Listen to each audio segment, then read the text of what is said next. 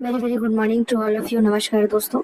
हम लोग प्रतियोगिता दर्पण कर रहे थे जो कि माह जून 2026 का है और इसका पहला पार्ट हमने किया हुआ है जिसमें कि राष्ट्रीय अंतर्राष्ट्रीय घटनाक्रम की घटनाओं को हमने देखा है।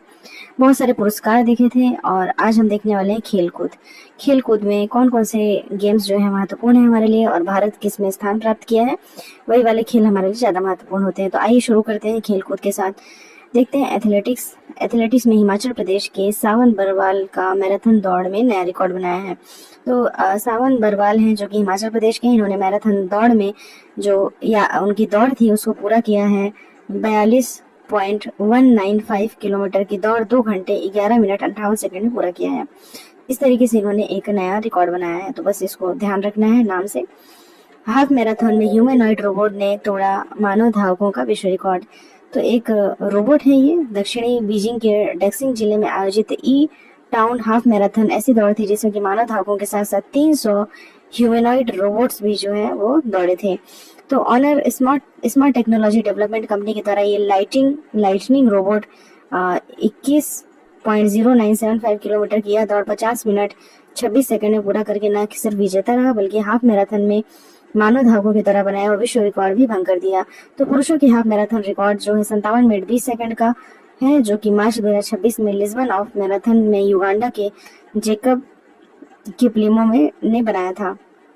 तो इसे ह्यूमनॉइड रोबोट ने हाफ मैराथन में जीता है। दक्षिणी इसमें इंपॉर्टेंट पॉइंट क्या क्या है, पहला तो ये ह्यूमनॉइड रोबोट है, दूसरा बीजिंग के डेक्सिंग जिले में आयोजित किया गया था। चूंकि ये पहली बार ऐसा है कि ह्यूमनॉइड रोबोट्स को दौड़ाया गया था मानव धावकों के साथ, इसलिए यह महत्वपूर्ण हो सकता है। 19 अप्रैल 2026 की बात है। Beijing E town of marathon में भाग लेता हुआ ह्यूमनॉइड रोबोट, तो ये विजेता रहा है। और ये कंपनी कौन सी थी? Honor smart technology development company के द्वारा बनाया गया लाइटनिंग रोबोट।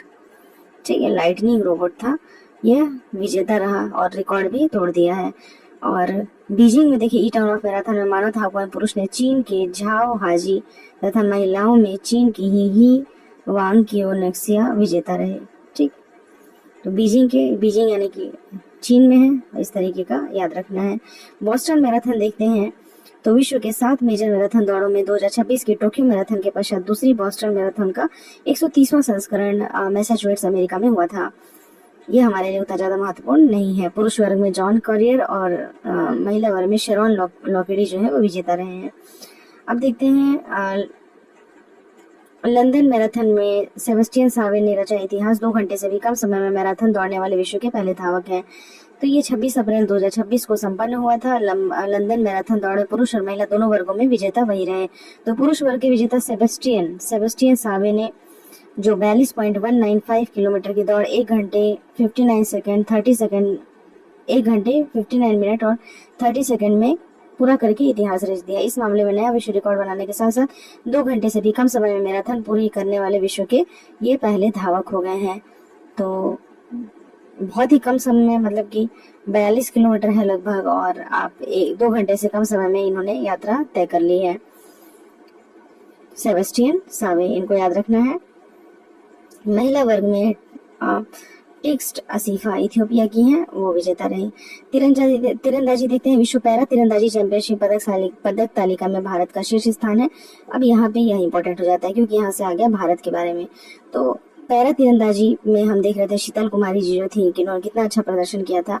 पैरा तीरंदाजी चैंपियनशिप 2026 है ये विश्व पैरा तीरंदाजी। बैंकॉक में 30 मार्च से 4 अप्रैल 2026 तक ये होता है। और पैरा तीरंदाजी में हम 7 स्वर्ण 5 रजत और 4 कांस्य पदकों के साथ कुल 16 पदक जीतते हैं। भारत ने शीर्ष स्थान प्राप्त किया। 5 स्वर्ण और 2 कांस्य सहित 7 पदकों में के साथ दक्षिण कोरिया ने इसमें दूसरा स्थान प्राप्त किया। तो पहली बात तो ये है कि यहाँ पे इंडिया जो है वो फर्स्ट रैंक लाता है पदक तालिका में। कुल कितने पदक जीतता है? 16 पदक जीतता है। 16 में भी हम देखते हैं, अगर इसको बाइफरकेट करते हैं तो इन्होंने 7 तो स्वर्ण ही प्राप्त कर लिए, 7 जो है गोल्ड प्राप्त कर लिया, 5 जो है वो रजत प्राप्त कर लिया है और 4 जो है वो क्या प्राप्त किया है? कांस्य। तो फर्स्ट रैंक पे है, भारत के लिए महत्वपूर्ण है। और चूंकि विश्व पैरा तीरंदाजी चैंपियनशिप है इसलिए और ज्यादा महत्वपूर्ण है। बैंकॉक में आयोजित हुआ था। बैंकॉक में 30 मार्च से 4 अप्रैल तक, और भारत ने पहला स्थान प्राप्त किया है, दक्षिण कोरिया ने दूसरा और तीसरा और चौथा स्थान इंडोनेशिया और थाईलैंड का रखा है। तो ये पायल नाग जी का देखिए फोटो दिख रहा है, जिसमें कि बिजली का करंट लगने से दोनों हाथ और पैर गंवा चुकी थी उड़ीसा की 18 वर्षीय पायल नाग ने। महिलाओं की रिकर्व कंपाउंड स्पर्धा में अपने ही देश की विश्व चैंपियनशिप जो रही थी, शीतल देवी जो को दूसरे स्थान पर छोड़ते हुए स्वर्ण पदक जीता है। तो शीतल देवी जी को हम तो भूल नहीं सकते, ठीक है, इतना जबरदस्त उनका परफॉर्मेंस रहा है। और दोनों हाथ नहीं होने के बाद भी जो है उन्होंने पैरों से तीरंदाजी को कंटिन्यू करा था। और ये पायल नाग है जो उनको भी हराते हुए, मतलब शीतल जी को भी हराते हुए ये आगे बढ़ी है, उड़ीसा की हैं। दोनों हाथ और दोनों पैर भी गवा चुकी हैं। ये सोचिए, हाथ और पैर नहीं होने के बावजूद भी शीतल देवी का ये रिकॉर्ड तोड़ दी है। और 7 स्वर्ण पदक विजेताओं में पायल नाग हैं। पुरुषों में व्यक्तिगत स्पर्धा में तोमन कुमार है। मिश्रित में देखेंगे तो शीतल देवी और तोमन कुमार है, और पुरुषों में देखेंगे तो तोमन कुमार और श्याम सुंदर स्वामी है। महिलाओं की टीम स्पर्धा में अगर हम देखेंगे तो शीतल देवी और पायल नाग दोनों ने मिलकर के ये पदक जीता है। 7 स्वर्ण पदक हम जीते हैं, मतलब मायने रखता है। 7 स्वर्ण, 5 रजत और 4 कांस्य। तो ये हमारे लिए महत्वपूर्ण है। उसके बाद हम देखते हैं मुक्केबाजी। एशियाई मुक्केबाजी चैंपियनशिप, भारत का पदक तालिका में दूसरा स्थान। जहां जहां भारत का स्थान है वह प्रश्न हमारे लिए महत्वपूर्ण हो जाता है।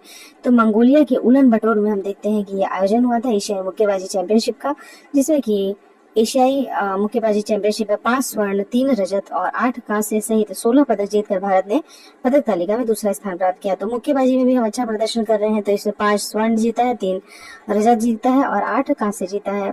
इस चैंपियनशिप में भारत के लिए स्वर्ण पदक पुरुषों में विश्वनाथ सुरेश ने 50 किलोग्राम वर्ग में, महिलाओं में मीनाक्षी हुडा देखिए पुरुषों में कौन थे, सुरेश स्वर्ण है और महिलाओं में है मीनाक्षी हुडा।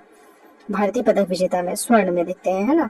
प्रीति पवार ने भी 54 किलोग्राम स्वर्ण में जीता है। महिला में देखिए महिलाएं ज्यादा जीती हैं स्वर्ण, एक तो सुरेश जी हो गए इधर पुरुषों में, लेकिन महिलाओं में देखेंगे तो महिलाओं में मुक्केबाजी में ज्यादा लोग जीते हैं। एक तो मीनाक्षी हुडा है जो कि स्वर्ण जीती है, फिर प्रीति पवार है, प्रिया घंघास है, अरुंधति चौधरी है। 4 स्वर्ण तो यही हो गया, और एक 5वां जो है विश्वनाथ सुरेश जी का है। उसके बाद रजत देखेंगे तो रजत में इतने सारे नाम है, रजत है, फिर कांस्य है, ठीक है। रजत में इधर सचिन सिवाच है, इधर जैस्मीन लंबोरिया, निखत जरीन, अल्फियान पठार, है ना, ये सब है, नाम देख सकते हैं। तो मेन स्वर्ण में जो है हम 5 जीते हैं, 5 पदक, 3 रजत में और 8 कांस्य सहित 16 पदक जीते हैं। तो ये हमारे लिए महत्वपूर्ण है क्योंकि भारत का स्थान सेकंड आया है। तो कजाकिस्तान ने देखिए कि पहले 5 राष्ट्र कौन कौन से थे, तो कजाकिस्तान ने जो है फर्स्ट रैंक लिया है, फिर भारत है, उज्बेकिस्तान, चीन, जापान, चीनी ताइपे और थाईलैंड है।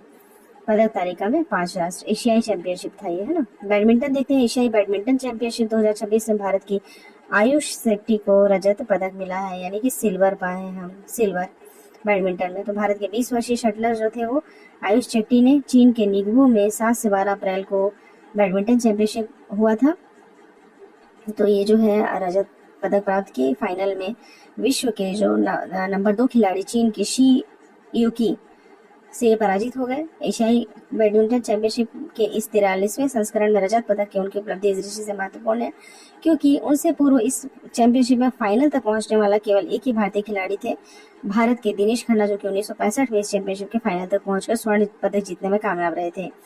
तो ठीक है, स्वर्ण नहीं मिला, लेकिन फिर भी रजत से संतोष करना पड़ा। लेकिन ये महत्वपूर्ण इसलिए है क्योंकि 1965 के बाद कोई पहली बार जो है फिर से फाइनल में गया है। तो आयुष शेट्टी का नाम याद रखना है, ये बैडमिंटन चैंपियनशिप में रजत लेके आए हैं। फिर आते हैं विक्टर और एक्सेल सेन का पेशेवर बैडमिंटन से संन्यास हो गया है, बस इसको हेडिंग याद रखना है।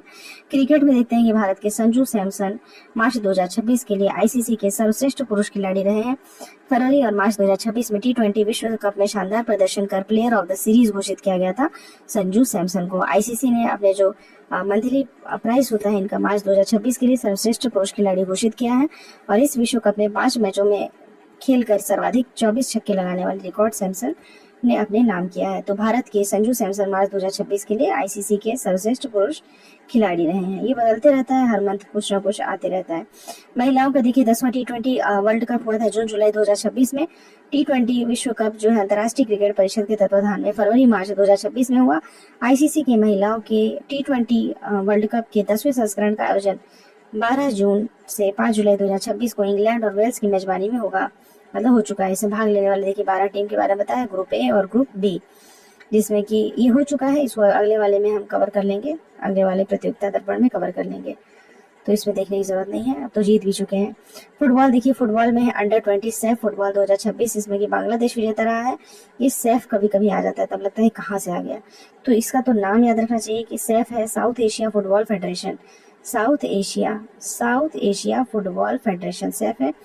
और मालदीव में 23 मार्च से 3 अप्रैल 2026 को संपन्न 20 वर्ष से कम उम्र के खिलाड़ी के जो सैफ U20 फुटबॉल टूर्नामेंट के 8वें संस्करण का फाइनल मैच भारत और बांग्लादेश की टीम के बीच मालदीव माले में खेला गया था। ठीक है, फाइनल मैच में चूंकि भारत और बांग्लादेश दोनों थे इसलिए इसकी चर्चा हो रही है, लेकिन बांग्लादेश क्या है, विजेता रहा। बांग्लादेश इस टूर्नामेंट का विजेता रहा है बांग्लादेश। ठीक है, तो इसलिए ये महत्वपूर्ण है।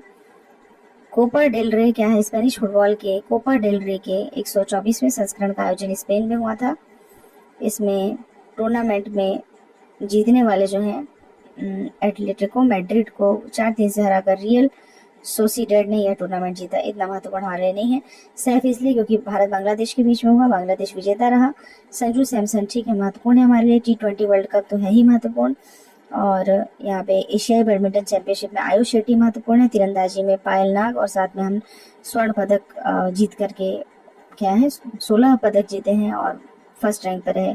तो इस तरीके से athletics, badminton championship, cricket, football और शतरंज देख लेते हैं। शतरंज में हम अच्छा प्रदर्शन करते हैं। वैशाली रमेश बाबू कैंडिडेट टूर्नामेंट जीतने वाली पहली भारतीय बन चुकी हैं।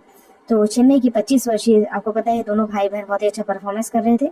तो ये वैशाली रमेश बाबू ने गत अप्रैल माह की साइप्रस महिलाओं की कैंडिडेट टूर्नामेंट जीत के इतिहास रच दिया है। तो यह खिताब जीतने के पश्चात विश्व चैंपियनशिप के लिए वह चैलेंजर हो गई है। इसमें महिलाओं की विश्व चैंपियनशिप के लिए मौजूदा विश्व चैंपियन चीन की जू वेनजुन के साथ मुकाबला उन्हें करना होगा, और इससे जीतने वाली आगामी महिला विश्व चैंपियनशिप ये होंगी वैशाली रमेश बाबू। पुरुषों के का कैंडिडेट्स टूर्नामेंट उज्बेकिस्तान के जावोखिर सिंडारोव ने जीता है। भारत के गुकेश डोमाराजू विश्व के शतरंज चैंपियनशिप वर्तमान अभी तो वही हैं, डोमाराजू हैं, गुकेश डोमाराजू जो हैं पुरुषों में विश्व के शतरंज चैंपियन हैं वर्तमान में। तो पुरुषों की वर्ष 2026 की जो विश्व शतरंज चैंपियनशिप के लिए मौजूदा चैंपियन गुकेश के चैलेंजर के चयन के लिए कैंडिडेट्स टूर्नामेंट साइप्रस में हुआ था। एक चैलेंजर का चयन किया जाता है ना कि भाई इसको कौन चैलेंज करेगा, तो ये हुआ कहाँ है, उज्बेकिस्तान में हुआ है। और कैंडिडेट टूर्नामेंट उज्बेकिस्तान के ग्राउंड मास्टर जावोखिर सिंडारोव ने जीता है। तो चैलेंजर का चयन देखिए हो चुका है, ये गुकेश के अगले चैलेंजर रहेंगे। तो प्रज्ञानंद जो कि हम जानते हैं कि जो वैशाली रमेश बाबू के छोटे भाई है ना, उन्होंने भी इसमें भाग लिया था, लेकिन वो मतलब उसमें नहीं आ पाए, चैलेंजर में नहीं आ पाए। आगे आते हैं, देखिए वॉलीबॉल, भारतीय वॉलीबॉल महासंघ की मान्यता वैश्विक संस्था द्वारा भंग कर दी गई है। कानूनी व प्रशासनिक मानकों का उल्लंघन का हवाला देते हुए इंटरनेशनल वॉलीबॉल फेडरेशन जिसे कि FIVB के नाम से जाना जाता है ने भारतीय वॉलीबॉल महासंघ की मान्यता को क्या कर लिया है, वापस ले लिया है। गोल्फ देखते हैं, अगस्ता मास्टर्स गोल्फ विश्व की सर्वाधिक प्रतिष्ठित गोल्फ टूर्नामेंट जो है वो अमेरिका के जॉर्जिया में अगस्ता में संपन्न हुआ। इसमें हमारे लायक क्या महत्वपूर्ण है, इसमें बस इसे ध्यान देना है कि ये हुआ है आयोजन। फिर आते हैं मियामी ओपन टेनिस। देखिए टेनिस, अच्छा ये यहाँ पे देखिए ब्रिटेन के सर निकोलस फाल्डो, अमेरिका के टाइगर वुड्स के पश्चात ऐसी उपलब्धि वाले विश्व के चौथे गोल्फर हैं। ट्रॉफी के साथ रोरी मैकरॉय, याद रख सकते हैं तो रखेंगे। टेनिस का देखते हैं, मियामी ओपन टेनिस ATP और WTA का लेवल 1000 का Miami open tournament Miami gardens में 17 से 29 मार्च 2026 को संपन्न हुआ। इसमें पुरुष और महिला वर्ग के एकल खिताब क्रमशः यानिक सिनर और आर्याना सबलेंका ने जीता है। मियामी ओपन टेनिस, तो मियामी ओपन टेनिस इसमें भारत का कोई है नहीं, लेकिन जीतने वाले में यानिक सिनर और आर्याना सबलेंका है। आगे आते हैं, पहले खेलो इंडिया ट्राइबल गेम्स में कर्नाटक का पदक तालिका में शीर्ष स्थान है। तो पहले बार देखिए खेलो इंडिया ट्राइबल गेम्स का आयोजन छत्तीसगढ़ की मेजबानी में हुआ था, जो कि 25 मार्च से 3 अप्रैल। महत्वपूर्ण है हमारे लिए। एक तो पहली बार खेलो इंडिया ट्राइबल गेम्स हुए, कहाँ हुए, छत्तीसगढ़ में हुए। और 7 पदक जो है प्रधान खेल जैसे कि एथलेटिक्स, हॉकी, फुटबॉल, भारोत्तोलन, तीरंदाजी, तैराकी और कुश्ती इसमें शामिल थे। तो इनमें अतिरिक्त 2 प्रदर्शन खेल मलखंब और कबड्डी भी इसमें खेले गए। कहाँ कहाँ हुआ था, 3 शहर में हुआ था, रायपुर, जगदलपुर और सरगुजा। 3 जगह हुआ था, रायपुर, जगदलपुर और सरगुजा। महत्वपूर्ण है, 3 शहर भी इम्पोर्टेंट है, रायपुर, जगदलपुर, सरगुजा। और यह भारत का पहला ऐसा बहुखेल राष्ट्रीय आयोजन था जिसमें की विशेषता आदिवासी खिलाड़ियों को राष्ट्रीय मंच प्रदान किया गया था। तो 30 राज्यों केंद्र शासित क्षेत्रों के लगभग 3800 खिलाड़ी इसमें भाग लिए थे और खेलों में शुभंकर यानी कि मैस्कोट मोरवीर था। मोर मतलब मेरा और वीर मतलब वीरता। तो 10 दिन तक चला था ये। इसमें 23 स्वर्ण, 8 रजत और 7 कांस्य सहित कुल 38 पदक जीतकर कर्नाटक ने पदक तालिका में शीर्ष स्थान प्राप्त किया। महत्वपूर्ण है, छत्तीसगढ़ का स्थान काफी पीछे है। देखिए 9वां रहा। ये मेजबानी किया था लेकिन 9वें रैंक पे है, जबकि कर्नाटक 23 स्वर्ण जीतता है, 8 रजत और 7 कांस्य, कुल 38 पदक कर्नाटक ने जीते। कर्नाटक के बाद उड़ीसा, फिर झारखंड। तो शुरू के 3 याद रख सकते हैं, कर्नाटक, उड़ीसा, झारखंड। कर्नाटक, उड़ीसा और झारखंड। कोच छत्तीसगढ़ ने 3 स्वर्ण, 10 रजत और 6 कांस्य के साथ 19 पदक प्राप्त किए हैं। 19 पदक प्राप्त किए हैं और ये 9वें स्थान पे रहा। तो खेलो इंडिया ट्राइबल गेम्स का प्रदर्शन इस तरीके से होता है और कुछ ज्यादा इससे महत्वपूर्ण तो नहीं है। हॉकी का स्वर्ण पदक देखिए दोनों उड़ीसा ने जीता है, पुरुष और महिला दोनों में उड़ीसा ने ही जीता है। और सबसे अधिक देखा जाएगा स्वर्ण जीतने वाले तो 8 स्वर्ण के साथ 1 रजत पदक कर्नाटक के मणिकांत एल। एक ही व्यक्ति है, देखिए एक ही व्यक्ति है, मणिकांत एल। इसने सबसे ज्यादा 8 स्वर्ण 1 रजत कर्नाटक जीता था। महिलाओं में सर्वाधिक देखेंगे तो 5 स्वर्ण उड़ीसा की तैराक एक ही है, अंजलि मुंडा जो है उन्होंने अकेले जीता है। तो ये दोनों नाम भी चूंकि व्यक्तिगत रूप से ये जीत रहे हैं तो नाम इम्पोर्टेंट है आपके, मणिकांत एल और उड़ीसा के तैराक अंजलि मुंडा। छत्तीसगढ़ के देखते हैं, इसमें पुरुषों के जो फुटबॉल का स्वर्ण है वो वेस्ट बंगाल ने फाइनल में छत्तीसगढ़ को 1-0 से हराकर जीता था, जबकि महिलाओं की फुटबॉल को का स्वर्ण जो है वो छत्तीसगढ़ ने जीता था। कुल 3 स्वर्ण जीते हैं, उसमें से एक तो महिलाओं का फुटबॉल है, महिलाओं का फुटबॉल। ठीक है, यह टूर्नामेंट दोनों एकल व महिला। अच्छा, मोंटे कार्लो ओपन देखते हैं। मोंटे कार्लो ओपन भी यानिक सिनर ने जीता है। इंडियन वेल्स और मियामी ओपन्स के पश्चात यानिक सिनर का इस सत्र का यह तीसरा लेवल यानी कि 1000 खिताब है। बार्सिलोना ओपन हुआ था। बार्सिलोना ओपन में कई तरह के ओपन देखिए होते रहते हैं, इसमें जिसमें भारत इन्वॉल्व होगा वही हमारे लिए ज्यादा महत्वपूर्ण होता है। फार्मूला 1 रेस है जो कि बहरीन ग्रैंड प्रिक्स और सऊदी अरेबियन ग्रैंड प्रिक्स रद्द कर दिया गया था अप्रैल 2026 में और रद्द कर दिया था कार्यक्रम। आगे देखिए हमारे लिए क्या इम्पोर्टेंट है, ये हमारे लिए विज्ञान एवं प्रौद्योगिकी से प्रश्न हमेशा पूछे जाते हैं कि हाल ही में क्या चीजें चल रही हैं, तो इसको एक बार देख लेते हैं। कलपक्कम फास्ट ब्रीडर रिएक्टर को हासिल है क्रिटिकलिटी। हाल ही में तमिलनाडु के कलपक्कम में स्थित देश के पहले स्वदेशी, देखिए कलपक्कम को पहले याद रखना है कि कलपक्कम में जो है वो स्वदेशी है, स्वदेशी। ठीक है, और वो क्या है, फास्ट ब्रीडर रिएक्टर है, स्वदेशी है, फास्ट ब्रीडर रिएक्टर है। तो सफलतापूर्वक क्रिटिकलिटी हासिल कर ली है। यह पहला देश का स्वदेशी रिएक्टर था। परमाणु विज्ञान की शब्दावली में क्रिटिकलिटी प्राप्त करने का अर्थ होता है सेल्फ सस्टेनिंग यानी कि स्वपोषित परमाणु विखंडन श्रृंखला प्रतिक्रिया की शुरुआत होना।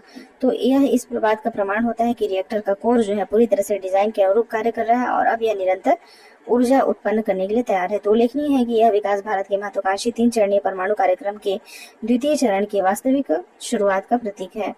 वर्तमान में हम देखते हैं कि भारत पहले चरण के तहत जो है दबाव युक्त यानी प्रेशराइज्ड हैवी वाटर रिएक्टर का संचालन कर रहा है, जो कि प्राकृतिक यूरेनियम को ईंधन के रूप में प्रयोग करते हैं। कलपक्कम का यह रिएक्टर फास्ट ब्रीडर क्यों कहलाता है, क्योंकि यह जितना ईंधन खपत करता है उससे अधिक क्या करता है, विखंडनीय सामग्री प्लूटोनियम उत्पन्न करने की क्षमता रखता है। फास्ट ब्रीडर मतलब ब्रीड कर रहा है फास्टली। तो क्यों कहलाता है, क्योंकि जितना ईंधन की खपत कर रहा है उससे विखंडनीय प्लूटोनियम बनाते जा रहा है और प्लूटोनियम आधारित ईंधन का प्रयोग किया जाता है, जो कि न केवल ऊर्जा क्षमता को बढ़ाता है, ऊर्जा क्षमता भी ज्यादा रहेगी, एफिशिएंसी ज्यादा रहेगी, बल्कि भारत के विशाल थोरियम भंडार को विखंडनीय यूरेनियम बदलने की प्रक्रिया को भी गति देता है, जो हमारे ऊर्जा कार्यक्रम के तीसरे चरण का मुख्य आधार है। तो परमाणु कार्यक्रम का अंतिम और तीसरा चरण क्या था, थोरियम यूरेनियम चक्र पर आधारित। दूसरे चरण के रिएक्टरों में यूरेनियम 233 का उपयोग भविष्य की एडवांस्ड हैवी वाटर रिएक्टर और संभवतः पिघले हुए नमक रिएक्टरों यानी कि मोल्टन सॉल्ट रिएक्टर्स में किया जाएगा। तो कई चरण होते हैं, जैसे यूरेनियम का उपयोग करना, प्लूटोनियम का उपयोग करना, थोरियम का उपयोग करना, इसी तरीके से प्रेशराइज्ड हैवी वाटर रिएक्टर का संचालन करना या फिर जो फास्ट ब्रीडर रिएक्टर है उसका संचालन करना। तो कलपक्कम के फास्ट ब्रीडर रिएक्टर यानी कि कलपक्कम में जो रिएक्टर है उसने क्रिटिकलिटी हासिल कर ली है। यह न्यूज में रहा है, महत्वपूर्ण है।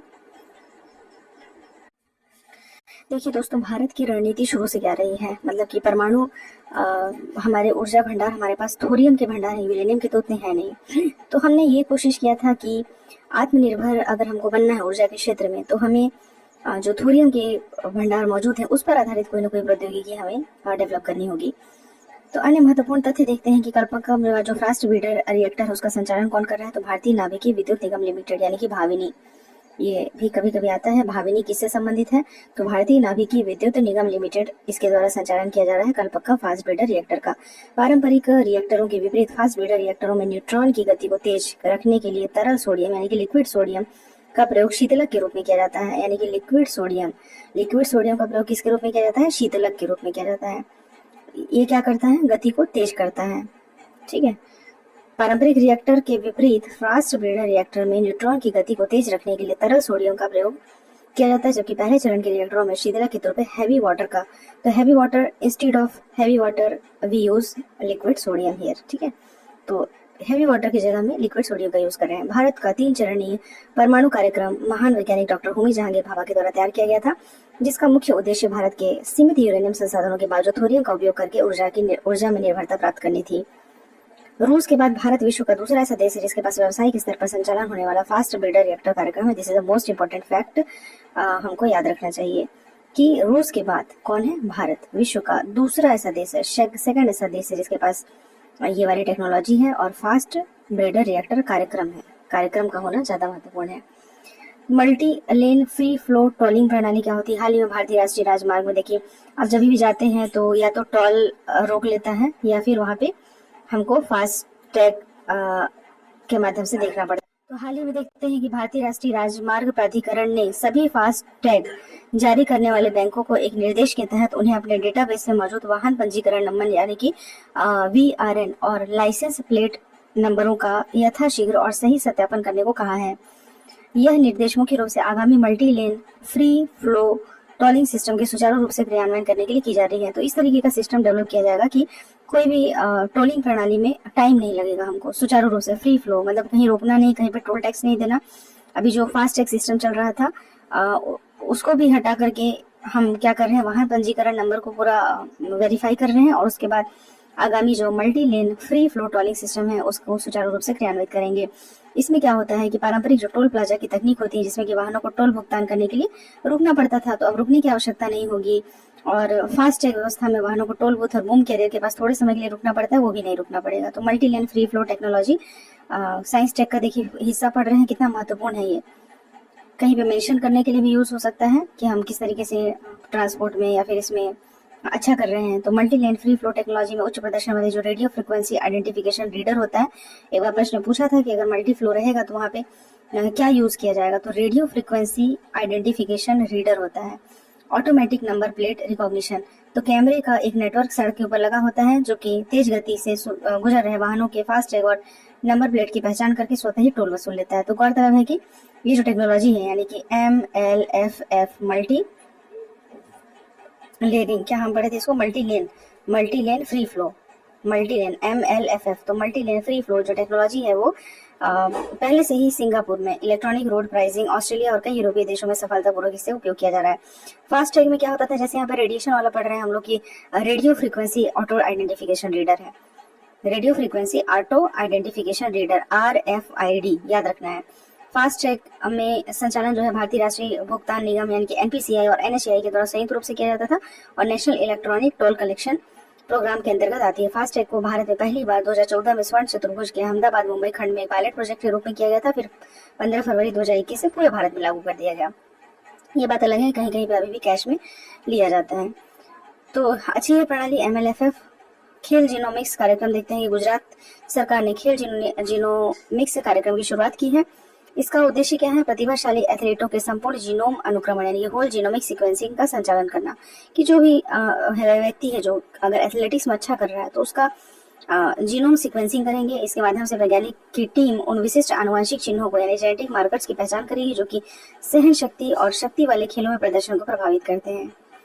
तो गुजरात का जो जैव प्रौद्योगिकी अनुसंधान केंद्र है, वहाँ के निदेशक हैं डॉक्टर स्नेहल बगाथारिया। उनके अनुसार 2023 में ऐसे मार्करों की पहचान की गई थी, 128 ऐसे मार्कर, जिसमें कि 41 जो है मार्कर सहन शक्ति से रिलेटेड है, 45 शक्ति से और 42 जो है सामर्थ्य संबंधित पाए गए हैं। तो उल्लेखनीय है कि परियोजना गुजरात खेल प्राधिकरण के समन्वय से गुजरात जैव प्रौद्योगिकी अनुसंधान केंद्र का संचालन कर रहा है। देखिए, ये सब हम लोग क्यों कर रहे हैं? इसलिए कर रहे हैं कि खेलो इंडिया कार्यक्रम हमारा चल रहा है और ओलंपिक में हमारी क्या स्थिति है ये दुनिया से छिपी हुई नहीं है। ओलंपिक में प्रदर्शन हमारा निराशाजनक ही रहता है। बहुत सारे खेल में तो हम पार्टिसिपेट नहीं करते और मोस्टली उसमें एथलेटिक्स से रिलेटेड गेम होते हैं। तो इसलिए ये साइंस टेक का उपयोग किया जा रहा है कि ऐसे कौन से चिन्हांकन है, ऐसे कौन से मार्कर्स हैं जिसकी हम पहचान कर लें और उसको किसी तरीके से आने वाले, देखिए 2036 में हम ओलंपिक की मेजबानी करना चाह रहे हैं। मोदी जी ने जो अपना भाषण दिया अभी 15 अगस्त के अवसर पे लाल किले के प्राचीर से, उसमें इस चीज का उल्लेख किया है कि हम ओलंपिक में बहुत बेहतर प्रदर्शन करना चाहते हैं, अपने खिलाड़ियों को आगे बढ़ाना चाहते हैं और 2036 का जब हम आयोजन करें तो उस समय के जो युवा खिलाड़ी होंगे वो आज ही हमको तैयार करने होंगे। यानी आज जो 5 और 10 वर्ष के बच्चे हैं उनको हमको बहुत अच्छे से प्रशिक्षण देना होगा ताकि वो उस समय अच्छा प्रदर्शन कर सकें। तो यहाँ पे हमारा गुजरात जैव प्रौद्योगिकी अनुसंधान केंद्र भी पीछे नहीं है और इसमें कुछ ना कुछ अलग अलग खेलों को शामिल करके इसमें विभाजित किया जाएगा, डेटाबेस तैयार किया जाएगा और उन एथलीटों को देखा जाएगा कि जिसमें शक्ति सहनशक्ति श्रेणियां समान रूप से विभाजित हैं। जीनोम इंडिया परियोजना क्या है? भारत सरकार ने वर्ष 2020 में जीनोम इंडिया परियोजना को मंजूरी दी थी। इस परियोजना का लक्ष्य भारतीय आबादी में पाए जाने वाली आनुवंशिक विविधताओं की एक व्यापक सूची को तैयार करना है। मानव जीनोम को एक जैविक निर्देशिका पुस्तिका के रूप में समझा जा सकता है जो केवल 4 रासायनिक क्षार, यानी कि ये पता है आपको, ACGT, adenine, guanine, thymine, cytosine के संयोजन से बना होता है और इन क्षारों का क्रम प्रत्येक व्यक्ति की अद्वितीय पहचान को निर्धारित करता है। भारत की पहली स्वदेशी क्वांटम कंप्यूटिंग परीक्षण सुविधा को देखते हैं तो आंध्र प्रदेश के मुख्यमंत्री जी हैं जो एन चंद्रबाबू नायडू ने अमरावती स्थित SRM जो विश्वविद्यालय भारत की पहली स्वदेशी क्वांटम कंप्यूटिंग परीक्षण सुविधा का शुभारंभ किया है। अमरावती क्वांटम रेफरेंस फैसिलिटी के नाम से जाना जाता है और इसका उद्घाटन सांकेतिक रूप से विश्व क्वांटम दिवस यानी कि 14 अप्रैल को विश्व क्वांटम दिवस मनाया जाता है। प्लैंक जो कांस्टेंट हम लोग पढ़ते हैं ना फिजिक्स में, प्लैंक कांस्टेंट, तो जो शुरुआती अंक होते हैं 4.14 प्लैंक स्थिरांक होता है। क्वांटम भौतिकी का वह आधारभूत स्थिरांक है जो कि क्वांटा और आवृत्ति के बीच में संबंध स्थापित करता है। तो विश्व क्वांटम दिवस मनाया जाता है 14 अप्रैल को। उसी दिन हमने अमरावती में इसका उद्घाटन किया। इस पहल पर 2 महत्वपूर्ण प्लेटफॉर्म शामिल थे, मेधा टावर्स में IQ टेस्ट बेड और SRM विश्वविद्यालय में IS टेस्ट बेड। यह नई सुविधा आंध्र प्रदेश सरकार के प्रमुख क्वांटम प्रौद्योगिकी केंद्र और केंद्र सरकार के राष्ट्रीय क्वांटम मिशन का एक अभिन्न हिस्सा है। राष्ट्रीय क्वांटम मिशन क्या है? तो 23-24 से 2030-31 तक की अवधि के लिए लगभग 6,000 करोड़ की कुल लागत से हमने शुरू किया था राष्ट्रीय क्वांटम मिशन। ये 4 डोमेन पर आधारित है, मतलब क्वांटम कंप्यूटिंग, क्वांटम संचार, क्वांटम सेंसिंग एवं क्वांटम सेंसिंग और मेट्रोलॉजी, क्वांटम सामग्री एवं उपकरण। तो राष्ट्रीय क्वांटम मिशन इन 4 डोमेन पर आधारित है। डिजाइनर चावल देखिए केरल के तिरुवनंतपुरम स्थित है CSIR राष्ट्रीय अंतः विषय विज्ञान और प्रौद्योगिकी संस्थान, CSIR है ना, CSIR राष्ट्रीय अंतः विषय विज्ञान और प्रौद्योगिकी संस्थान के वैज्ञानिकों ने एक विशेष डिजाइनर चावल विकसित किया जो न केवल प्रोटीन से भरपूर है बल्कि डायबिटीज रोगियों के लिए भी आहार की दृष्टि से पूरी तरह से सुरक्षित है। उल्लेखनीय है कि इस चावल को विकसित करने के लिए किसी भी प्रकार के आनुवंशिक संशोधन यानी कि जेनेटिक मॉडिफिकेशन का सहारा नहीं लिया गया है बल्कि इसे उन्नत खाद्य प्रसंस्करण तकनीक के माध्यम से तैयार किया गया है। तो मुख्य विशेषता क्या है इसकी? सबसे बड़ी विशेषता है इसकी उच्च न्यूट्रिशन वैल्यू यानी कि उच्च पोषण क्षमता, जहाँ की सामान्य पिसे हुए चावल में प्रोटीन की मात्रा 6 से 8% होती है, वहीं यहाँ पे जो नया किस्म का चावल है इसमें 20% से अधिक होगी जो कि सामान्य चावल की तुलना में लगभग 3 गुना अधिक होगा। इसके अलावा इसका ग्लाइसेमिक इंडेक्स भी 55 के नीचे रखा गया है क्योंकि हम भोजन में देखते हैं कि शर्करा के स्तर को चावल क्या होता है धीरे धीरे छोड़ता है, जिससे कि मधुमेह रोगियों में शुगर स्पाइक का खतरा कम हो जाएगा। इसके साथ ही एनीमिया जैसी पोषण संबंधी सुविधा कमियों को अगर दूर करना है तो iron, folic acid, vitamin B12 जैसे सूक्ष्म पोषक तत्वों को अनाज की मूल संरचना में ही समाहित किया गया है। क्या क्या? आयरन, फॉलिक एसिड, मतलब कि आयरन देखते हैं, फॉलिक एसिड देखते हैं और विटामिन B12 देखते हैं। ऐसे क्या है? माइक्रोन्यूट्रिएंट यानी कि सूक्ष्म पोषक तत्व हैं, उनको समाहित किया गया है। इस सुपरफूड के निर्माण की प्रक्रिया में चक्रीय अर्थव्यवस्था यानी कि सर्कुलर इकोनॉमी का एक उत्कृष्ट उदाहरण है। वैज्ञानिकों ने चावल की मिलिंग प्रक्रिया के दौरान निकलने वाले उप उत्पाद यानी कि जो टूटे हुए चावल होते हैं, ब्रोकन राइस को कच्चे माल के रूप में इस्तेमाल किया है। इसके निर्माण प्रक्रिया के पहले चरण में टूटे हुए दानों को पीसकर बारीक आटा बनाया जाता है और इसके बाद इसमें प्रोटीन और सूक्ष्म तत्वों का एक फोर्टिफाइड ब्लेंड मिलाया जाता है। अंत में आधुनिक मशीनों की सहायता से चावल के दानों का आकार दिया जाता है और ये पुनर्गठित दाने दिखने, स्वाद लेने और पकाने में बिल्कुल सामान्य चावल की तरह होते हैं। तो डिजाइनर चावल है ये कितने विशेष तरीके से देखिए, पहले टूटा हुआ चावल लिए, उसको पीस लिए, पीसने के बाद उसमें जितना आपको प्रोटीन मिलाना है, माइक्रो न्यूट्रिएंट मिलाना है, फोर्टिफाइड करना है, उसको ब्लेंड कर लिए, फिर से चावल के साइज का बना लिए और फिर से बिल्कुल सामान्य चावल की तरह इसको खा सकते हैं। CSIR राष्ट्रीय अंतर विषय प्रौद्योगिकी संस्थान ये वैज्ञानिक और औद्योगिक अनुसंधान परिषद की एक प्रमुख प्रयोगशाला है, जो कि विशेष रूप से कृषि प्रसंस्करण और सामग्री विज्ञान में अनुसंधान के लिए जानी जाती है। तो फोर्टिफिकेशन क्या है? यह भोजन में सूक्ष्म पोषक तत्वों को जोड़ने की एक प्रक्रिया है। भारत सरकार ने कुपोषण से लड़ने के लिए 2024 में जो PDS सिस्टम लाया था, उसमें फोर्टिफाइड चावल वितरण का लक्ष्य रखा है। महत्वपूर्ण है। साइंस चेक देखिए कहाँ तक पहुंच गया, हमारे भोजन तक पहुंच जा रहा है। कीटूडा इम्यूनोथेरेपी दवा हाल ही में कैंसर कैलकुलस नामक एक रिपोर्ट में अमेरिकी pharma company Merck and company के द्वारा निर्मित इम्यूनोथेरेपी दवा कीटूडा देश के बढ़ते काले बाजार को रेखांकित किया गया है। इम्यूनोथेरेपी शरीर की अपनी प्राकृतिक रक्षा प्रणाली को सशक्त बनाती है। इसके विपरीत जो कीमोथेरेपी है सीधे कैंसर कोशिकाओं को मारती है। तो इम्यूनोथेरेपी की तरफ हम बढ़ रहे हैं। तो इम्यूनोथेरेपी से क्या होगा? हमारी जो बॉडी की प्राकृतिक नेचुरल जो इम्यून पावर है वो क्या होगी? मजबूत होगी। जबकि कीमोथेरेपी में हम क्या करते हैं? कैंसर सेल को टारगेट करते हैं, उसके बाद उसको मारते हैं। तो उल्लेखनीय है कि इस दवा की 100 मिलीग्राम की एक शीशी को आधिकारिक बाजार कीमत 1.5 लाख से अधिक है। बहुत ज्यादा महंगा है ना। तो गौरतलब है कि भारतीय राष्ट्रीय औषधि मूल्य निर्धारण प्राधिकरण ने कीमतों पर नियंत्रण किया है और भारत में केवल 1% से 3% कैंसर रोगी इम्यूनोथेरेपी का खर्च वहन कर सकते हैं। कीटूडा दवा का वैज्ञानिक नाम क्या है? पेम्ब्रोलाइजोमाब। इतना पढ़ने की जरूरत नहीं है, बस ये है कि एक इम्यूनोथेरेपी दवा विकसित की गई है अमेरिका के द्वारा और ये क्या है? ऑटो इम्यून को हम इम्यून पावर को बढ़ाएगी। हाइड्रोफ्लोरोकार्बन देखते हैं तो सभी राज्य और केंद्र प्राधिकरणों को सूचित किया गया है कि 31 दिसंबर 2027 के बाद नए अतिरिक्त HFC उत्पादन संयंत्रों के लिए पर्यावरण संबंधी मंजूरी देना पूरी तरह से बंद करें। तो हाइड्रोफ्लोरोकार्बन से संबंधित अगर कोई भी उत्पादन या संयंत्र आता है तो 2027 के बाद उसको क्या नहीं मिलेगा? मंजूरी नहीं मिलेगी। तो भारत सरकार का यह नियंत्रण मॉन्ट्रियल प्रोटोकॉल के जो किगाली संशोधन है उसके प्रति प्रतिबद्धता का हिस्सा है और वैश्विक समझौते का लक्ष्य है 2040 के दशक के अंत तक HFC का प्रयोग मतलब हाइड्रोफ्लोरोकार्बन का उपयोग 80 से 85% तक कम करना है। किगाली संशोधन के तहत 2028 से HFC के उपयोग को स्थिर करना शुरू करना होगा और 2047 तक इसके आधार स्तर को 85। तो हाइड्रोफ्लोरोकार्बन से हम जानते हैं कि बहुत ज़्यादा ग्लोबल वार्मिंग होती है और इसका जो ग्लोबल वार्मिंग पोटेंशियल होता है वो कार्बन डाइऑक्साइड की तुलना में हजारों गुना अधिक होता है और यह पृथ्वी के बढ़ते हुए तापमान का एक बहुत बड़ा कारण है।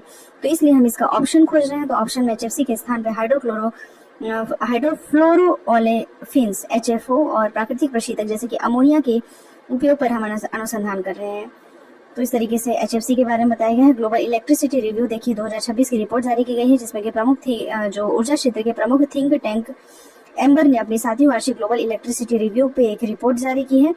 इस रिपोर्ट में मुख्य हिस्सा ये है कि जो नवीनीकरण ऊर्जा से हम हिस्सेदारी है वो 33.8% हो गई है। बहुत महत्वपूर्ण है, जिसने पहली बार बिजली उत्पादन और कोयले के योगदान, पहले हमारा पूरा मार्केट तो कोयला ही जा रहा था कि कोयले के योगदान से ये होता था, लेकिन पहली बार ऐसा हुआ है कि 33.0% था हमारा कोयला से और कोयले को पीछे छोड़ते हुए ये जो हमारा 33.8% हो गया है किससे?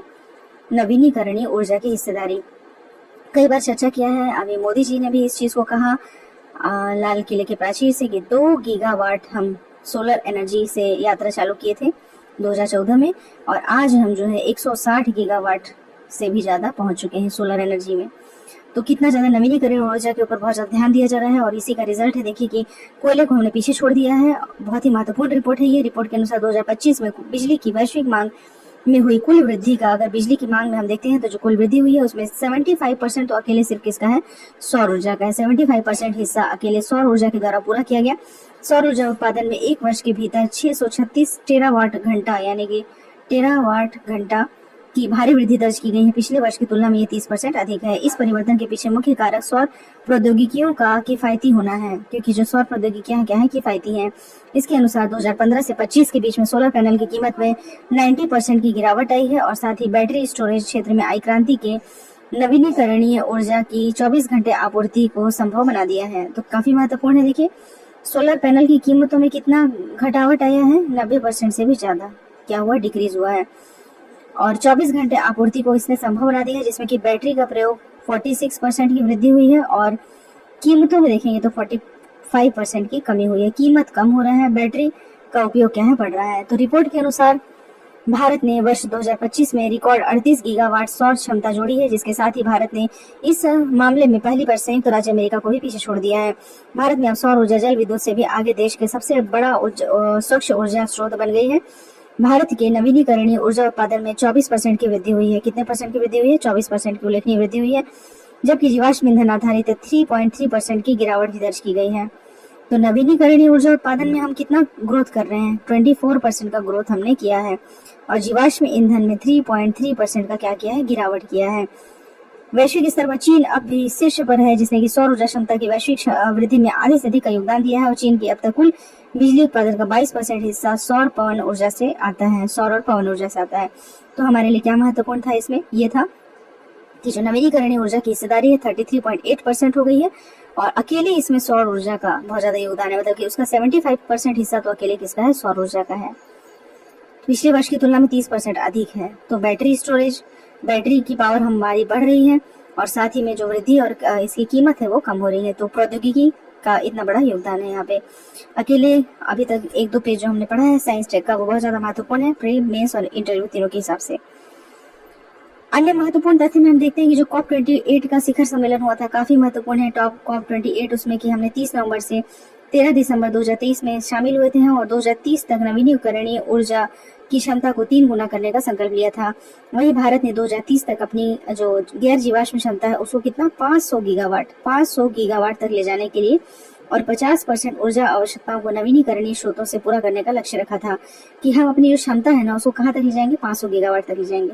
और टोटल हमारा जो ऊर्जा का खर्च है उसमें से 50% आवश्यकता को तो हम किससे पूरा करेंगे? नवीनीकरणीय ऊर्जा से पूरा करेंगे। ग्लोबल इलेक्ट्रिसिटी रिव्यू देखते हैं, देखिए हम अब देख रहे हैं आनुवांशिक रूप से संशोधित मच्छर, यानी कि जेनेटिकली मॉडिफाइड मच्छर क्या होता है। तो जेनेटिकली मॉडिफाइड मच्छर जो है मलेरिया के परजीवों को निष्क्रिय करने में सक्षम है, और यह तकनीक बायोलॉजिकल इंजीनियरिंग यानी कि मच्छरों के शरीर के भीतर ही रोग पैदा करने वाले परजीवियों को खत्म करने पर केंद्रित है। तो मच्छर के अंदर जो परजीवी होते हैं जो कि रोग पैदा कर रहे हैं, उसी को हमको खत्म कर देना है। तो आनुवांशिक रूप से संशोधित जो जेनेटिकली मॉडिफाइड मच्छर ऐसे कीट होते हैं जिसमें डिऑक्सीराइबोन्यूक्लिक एसिड की प्रयोगशाला के भीतर कृत्रिम बदलाव किए जाते हैं, और इस प्रक्रिया में जीन ड्राइव तकनीक का प्रयोग किया जाता है, जिसका उद्देश्य मच्छरों की आबादी में उन विशिष्ट लक्षणों को फैलाना है जो कि उनकी प्रजनन क्षमता को कम करता है, और उनके भीतर रोग फैलाने वाले रोगाणु जैसे कि प्लाज्मोडियम को जीवित रहने से रोकता है। तो सामान्य जो आनुवंशिकी है उसके विपरीत यहाँ पे एक जीन के अगली पीढ़ी में जाने की संभावना 50% होती है। तो इस तरीके से ये संशोधित जीन जो है पूरी उनकी आबादी में फैल जाएगा, उनकी रिप्रोडक्शन पावर को कम करेगा, और उनका जो प्लाज्मोडियम की रोग फैलाने की क्षमता है उसको खत्म करेगा। तो उल्लेखनीय है कि ब्रिटेन में स्थित जो कंपनी है ऑक्सीटेक ने सबसे पहले जीएम मच्छरों का विकास किया था, और उन्हें फ्रेंडली एडिस इजिप्टी मच्छर बनाए थे, जिनका प्रयोग डेंगू और जीका वायरस को नियंत्रण करने के लिए ब्राजील और अमेरिका के फ्लोरिडा में किया गया था। यह तकनीक आमतौर पर केवल उन विशिष्ट प्रजातियों को लक्षित करता है जो कि बीमारी फैलाते हैं, जैसे कि एडिस इजिप्टी और एनोफिलीस गैम्बिया। भारत में भी मलेरिया उन्मूलन अनुसंधान गठबंधन जैसे कार्यक्रमों के माध्यम से मलेरिया को 2030 तक समाप्त करने का लक्ष्य रखा गया है। तो 2030 तक एक और चीज अभी हम देखे थे कि 500 गीगावाट करना है हमको, गैर जीवाश्म ऊर्जा क्षमता को 500 गीगावाट तक, और अपनी ऊर्जा की 50% आवश्यकताओं को नवीनीकरणीय स्रोत से पूरा करने का लक्ष्य रखा गया है। भारतीय अंतरिक्ष रिपोर्ट देखते हैं 2025। तो हाल ही में जारी रिपोर्ट के अनुसार वर्ष 2025 में दुनिया भर के कुल 315 जो सफल प्रक्षेपण है उसके माध्यम से 4000 से अधिक उपग्रहों को विभिन्न कक्षाओं में स्थापित किया गया। वहीं भारत वर्ष 2025 के अंत तक कुल 144 सक्रिय अंतरिक्ष यानों का संचालन कर रहा था। वर्ष 2025 में इसरो ने निचली कक्षाओं में 22 और उच्च भू कक्षाओं में 31 उपग्रहों का सफलतापूर्वक प्रक्षेपण किया। तो रिपोर्ट है, ये भारतीय अंतरिक्ष रिपोर्ट है। 315 हम सफल प्रक्षेपण कर चुके हैं, जिसमें कि बता रहा है कि उच्च भू स्थिर कक्षा में हम 31 और निचली कक्षा में 22 हमने सफलतापूर्वक प्रक्षेपण किया है। इसी वर्ष हरिकोटा से GSLV F-15 मिशन का भी सफल प्रक्षेपण किया गया, और इस अंतरिक्ष केंद्र से किया गया यह 100वां प्रक्षेपण था। इसके साथ ही स्पेडेक्स यानी कि स्पेस डॉकिंग एक्सपेरिमेंट और आदित्य L1 इस वर्ष के अन्य महत्वपूर्ण मिशन रहे। कई बार पूछा है इस स्पेडेक्स तो एग्जाम में आ भी चुका है, और आदित्य L1 जो है इस वर्ष के मतलब सूर्य से संबंधित था। ये इस वर्ष ग्रुप कैप्टन जो कि शुभांशु शुक्ला है, उन्होंने अंतर्राष्ट्रीय अंतरिक्ष स्टेशन यानी कि ISS के लिए निजी एक्सियम 4 मिशन की यात्रा पूरी की। गौरतलब है कि वह 1984 में राकेश शर्मा के बाद अंतरिक्ष में जाने वाले दूसरे भारतीय बने थे, कैप्टन शुभांशु शुक्ला। शुभांशु शुक्ला जी काफी महत्वपूर्ण है, एक्सियम 4 मिशन की यात्रा पूरी की है, और 1984 में राकेश शर्मा के बाद अंतरिक्ष में जाने वाले सेकंड भारतीय हैं। विज्ञान एवं प्रौद्योगिकी से संबंधित अन्य प्रमुख सुर्खियां देखते हैं तो मैमरिस्टर शोधकर्ताओं ने हाल ही में हैफनियम ऑक्साइड पर आधारित एक नया मस्तिष्क प्रेरित नैनो डिवाइस विकसित किया है, जिसे कि मैमरिस्टर नाम दिया गया है। तो मैमरिस्टर क्या है? मस्तिष्क प्रेरित नैनो डिवाइस है, और यह शब्द मेमोरी और रजिस्टर से मिल करके बना है। यह इलेक्ट्रॉनिक उपकरण मानव मस्तिष्क के जैविक जो सिनॉप्सिस होते हैं, मतलब सिनैप्सिस होते हैं, वहाँ पे जंक्शन की तरह कार्य करता है। और इसकी प्रमुख विशेषता होती है कि डेटा को एक स्थान पर संग्रहित और संसाधित कर सकता है। यह पारंपरिक कंप्यूटर आर्किटेक्चर की ऊर्जा गहन डेटा शटलिंग की समस्या को समाप्त करता है और एआई की ऊर्जा खपत में 70% से ज्यादा की कमी आ सकती है। तो सामान्य उपकरणों की तुलना में 10 लाख गुना कम विद्युत प्रवाह पर कार्य करने में सक्षम है। मेमरिस्टर काफी महत्वपूर्ण है। उसी तरह से सेमाग्लूटाइड देखते हैं। सेमाग्लूटाइड क्या है? एक तरह का दवा है। ये GLP-1 रिसेप्टर एगोनिस्ट श्रेणी की दवा है। इसका उपयोग टाइप 2 जो डायबिटीज होती है, वजन घटाने और हृदय रोगों के उपचार में किया जाता है। तो इसका ब्रांड नेम जो टैबलेट है ओजेम्पिक या रिबेल्सस के रूप में लिया जाता है। ये भूख को नियंत्रित करती है। भूख को नियंत्रित करेगी तो मोटापा नियंत्रित होगा। और जेनेटिक संस्करण मूल ब्रांडेड दवा के समान सक्रिय तत्व प्रभावशीलता वाला किफायती विकल्प होता है, जिसे पेटेंट समाप्त करने के बाद बाजार में उतारा जाता है। तो सेमाग्लूटाइड। प्रोजेक्ट मेविन क्या है? मेविन कई बार सुना होगा। मेविन तो यह अंतरिक्ष रक्षा विभाग का एक एआई प्रोग्राम है जो कि ईरान युद्ध के दौरान सैन्य अभियानों के जो खुफिया विश्लेषण के लिए प्रयोग में ये चर्चा में रहा। तो ईरान युद्ध चल रहा है, देखें हम लोग, उसमें क्या किया गया, जो खुफिया विश्लेषण किया गया है उसमें इसका प्रयोग किया गया था। ये क्या है? एक एआई प्रोग्राम है। तो इस कार्यक्रम का मुख्य उद्देश्य मशीन लर्निंग और कंप्यूटर विजन तकनीक का प्रयोग करके ड्रोन के द्वारा ली गई लाखों तस्वीरों और वीडियो का विश्लेषण करना था। इस प्रणाली में देखेंगे तो युद्ध क्षेत्र में जो ऑब्जेक्ट्स थे उनके पैटर्न की गतिविधियों की सटीक पहचान करना, जिससे मानव विश्लेषकों का कार्यभार कम होता है और सैन्य हमलों की सटीकता बढ़ती है। तो सैन्य हमलों की सटीकता को बढ़ाने के लिए और मानव विश्लेषकों का कार्यभार कम करने के लिए प्रोजेक्ट मेवन का प्रयोग किया गया। हीमोफीलिया विकार देखते हैं कि विश्व स्वास्थ्य संगठन ने हीमोफीलिया के लिए एक समान स्वास्थ्य देखभाल सुनिश्चित करने हेतु एक महत्वपूर्ण प्रस्ताव पारित किया और भारत हीमोफीलिया के लगभग 1.4 लाख मामलों के साथ विश्व का दूसरा सबसे बड़ा हीमोफीलिया प्रभावित देश है। गौरतलब है कि यह एक दुर्लभ आनुवांशिक रक्तस्राव विकार है जिसमें कि जो क्लॉटिंग फैक्टर्स होते हैं उसकी कमी होने के कारण जल्दी से रक्त नहीं जमता। तो इसको देखेंगे। हीमोफीलिया ए जो है सबसे सामान्य होता है, जबकि हीमोफीलिया बी को क्रिसमस रोग भी कहा जाता है। तो प्रोजेक्ट मेवन काफी इंपॉर्टेंट है इसमें, और मेमरिस्टर इसका प्रयोग किया जा रहा है ताकि जो विद्युत की आवश्यकता है सामान्य उपकरणों की तुलना में ये 10 लाख से कम 10 लाख गुना से कम विद्युत प्रवाह पर कार्य करता है। तो यहाँ टेक्नोलॉजी के लिए काफी ज्यादा महत्वपूर्ण है। स्मार्ट वॉश बेसिन क्या होता है? वर्तमान जो हवाई अड्डे हैं या फिर मॉल वाले जगह है, भीड़ भाड़ वाले जगह हैं, तो वहाँ पे टचलेस यानी कि बिना छुए काम करने वाली स्मार्ट वॉश बेसिन है। यह तकनीक सार्वजनिक स्थानों पर स्वच्छता को बनाए रखने के लिए एक महत्वपूर्ण फिजिकल समाधान बनकर उभरी है। तो यह इंफ्रारेड सेंसिंग और परावर्तन के सिद्धांत पर कार्यरत है। एक सेंसर होता है इसमें, जैसे ही हाथ नल के नीचे आता है तो आईआर रोशनी को परावर्तित करता है, जिससे कि सोलेनॉइड को सक्रिय हो जाता है और पानी का बहाव शुरू हो जाता है। तो इसमें कंडेंस्ड मैटर फिजिक्स और सेमीकंडक्टर तकनीक का उपयोग है। ऑटोमेटिक शट ऑफ सुविधा हाथ हटाते ही पानी को रोक देता है, जिससे कि पानी की बर्बादी कम होती है। तो यही smart wash basin. BECIL Calmette Guerin यानी BCG का वैक्सीन देखेंगे तो भारत द्वारा अफगानिस्तान को मानवीय सहायता के रूप में 13 टन भेजा गया है। 13 टन BCG वैक्सीन की खेप। तो ये क्या होते हैं? एक लाइव एटेन्यूएटेड वैक्सीन होता है जिसमें कि टीबी के विरुद्ध सुरक्षा प्रदान करने के लिए वर्ष 1921 में अल्बर्ट कैलमेट और कैमिला गुएरिन के द्वारा विकसित किया गया था। इसको जैसे जब कोई बच्चा पैदा होता है ना तो सबसे पहले BCG का वैक्सीन लगता है। तो देखे होंगे कि जिस दिन पैदा हो उसके अगले दिन 24 घंटे के अंदर 48 घंटे के अंदर इसको लगा दिया जाता है। या बच्चों में जो है टीबी, मेनिंजाइटिस जैसे गंभीर जो रोग होते हैं उसके खिलाफ ये सुरक्षा देता है। Bacillus Calmette Guerin. तो बीज रहित अंगूर देखेंगे। वैज्ञानिकों ने अंगूर में बीज रहित होने यानी कि सीडलेसनेस के मुख्य आनुवंशिक और विकासात्मक आधार का पता लगाया है और यह शोध अगरकर अनुसंधान केंद्र पुणे के वैज्ञानिकों के द्वारा सावित्रीबाई फुले पुणे विश्वविद्यालय के सहयोग से किया गया है। तो बीज रहित म्यूटेंट हम यहाँ पे तैयार कर रहे हैं। ये ARI 516 है, किस्म का नाम है। सूक्ष्मदर्शी जांच में पाया गया था कि म्यूटेंट किस्म के पराग कणों की असामान्य आकृति और अंकुरण की पूर्ण अक्षमता ही बीज रहित होने का प्रमुख कारण है। तो बीज रहित होने का एक प्रमुख कारण बता दिया है। बीज रहित फिनोटाइप को पार्थिनोकार्पी के माध्यम से क्या किया जाता है? उत्पन्न किया जाता है। यहाँ पे फर्टिलाइजेशन के बिना ही फल विकसित हो जाता है। होल जीनोम सीक्वेंसिंग के माध्यम से पराग विकास से जुड़े जीन में विशिष्ट म्यूटेशन की पहचान की गई है। ये हो गया बीज रहित अंगूर। न्यूरोमॉर्फिक सेंसर क्या है? तो जवाहरलाल नेहरू उन्नत वैज्ञानिक अनुसंधान केंद्र जो था JNCASR बंगलुरु के वैज्ञानिकों ने क्रिकेट मेंढकों की त्वचा से प्रेरित होकर के उन्नत न्यूरोमॉर्फिक सेंसर विकसित किया है। सेंसर एक ही इकाई में संवेदन, स्मृति और प्रोसेसिंग तीनों कार्य कर सकता है। मतलब कि सेंसिंग, मेमोरी और प्रोसेसिंग मस्तिष्क की तरह डेटा को स्टोर और प्रोसेस करने में सक्षम है। इसे 1D super molecular nano fibre का उपयोग करके बनाया गया है और जिसे ग्लास सबस्ट्रेट पर सोने के इलेक्ट्रोड के ऊपर रखा जाता है। यह सेंसर क्रिकेट मेंढकों के उस व्यवहार पर आधारित है जहाँ की उसकी त्वचा नमी प्रकाश के प्रति संवेदनशील होती है और उसके सक्रिय होने के स्तर को नियंत्रित करती है। डेटा स्थानांतरण की आवश्यकता को समाप्त कर सेंसर पारंपरिक प्रणालियों की तुलना में काफी कम ऊर्जा की खपत करता है, जो कि एज कंप्यूटिंग और एआई उपकरणों के लिए क्रांतिकारी है। फ्लोरोसेंट टर्न ऑन सेंसर विधि क्या है? शरीर में निकोटीन और उसकी मेटाबोलाइट कोटिनिन की उपस्थिति का तुरंत पता लगाने के लिए एक उन्नत फ्लोरोसेंट टर्न ऑन सेंसर विधि विकसित किया गया है। HPCL GCMS के तीव्र विकल्प प्रदान करता है। यह तकनीक विशिष्ट प्रोब का प्रयोग करता है जिससे निकोटीन और कोटिनिन के संपर्क में आते ही फ्लोरोसेंट मतलब चमक उठता है और निकोटीन की मात्रा जितनी अधिक होगी उसकी चमक उतनी तेज होगी।